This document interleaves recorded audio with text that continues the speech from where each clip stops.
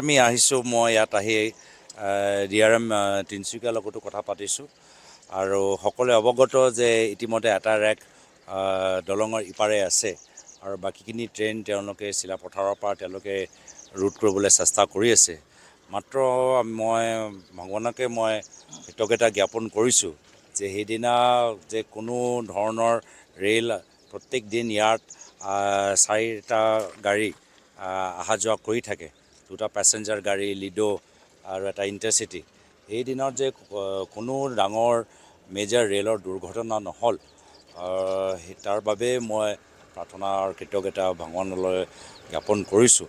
নহ'লে সকলোৱে জানে যে কিমান ইয়াত এটা ডাঙৰ কিমান আমাৰ এটা মেছিভ ট্ৰেজেডি হ'ব পাৰিলেহেঁতেন।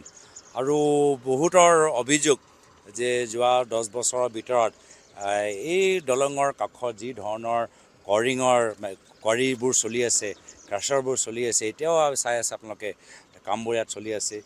আৰু মানুহবোৰ স্থানীয় মানুহৰ কথা এয়াই যে তেওঁলোকৰ যোৱা 10 বছৰত ইয়াত যি ধৰণৰ কোৱাৰিং আনচাইণ্টিফিকভাৱে ৰেম্পেণ্ট যি ধৰণৰ ইয়াত কামবোৰ চলি আছে অৰুণাচলৰ ফালে, অসমৰ ফালে, তাৰ বাবে মানুহৰ এটা সন্দেহ যে এনেকুৱা এটা ডাঙৰ ইনফ্ৰাষ্ট্ৰাকচাৰ প্ৰজেক্ট, এনেকুৱা এটা দলং আজি লাহে লাহে লাহে দুৰ্বল হৈ গ'ল। আৰু আপোনালোকে ভাবি চাওক, যদি এটা লিংক যদি আছে কোৱাৰী এক্টিভিটিজ কাৰণে গোটেই ইয়াৰ নদী ইক'লজিৰ ওপৰত প্ৰভাৱ পৰিছে আৰু যাৰ ফলত এটা ৰেলৰ দলং যদি এটা দুৰ্বল হৈ গৈছে আৰু যদি ৰেলৰ দুৰ্ঘটনা হ'লেহেঁতেন তেতিয়া ভাবি চাওকচোন। আজি ৰেলৰ দুৰ্ঘটনা নোহোৱাৰ কাৰণে মানুহবোৰ অলপ এটা সামান্য এটা ক'ৰবাত ৰাস্তা যেন ভাঙি গৈছে, হাইৱে যেন ৰিপেয়াৰ কৰিব লাগে তেনেকুৱাই যেন ভাবি আছে। কিন্তু ৰেলৰ যদি সেই ঢেকৰা ট্ৰেইন যে পাৰ হৈ গ'ল, যদি সেই সময়ত ইয়াত থাকিলেহেঁতেন তেতিয়া কি হ'লেহেঁতেন, কিমান হুলস্থুল হ'লেহেঁতেন।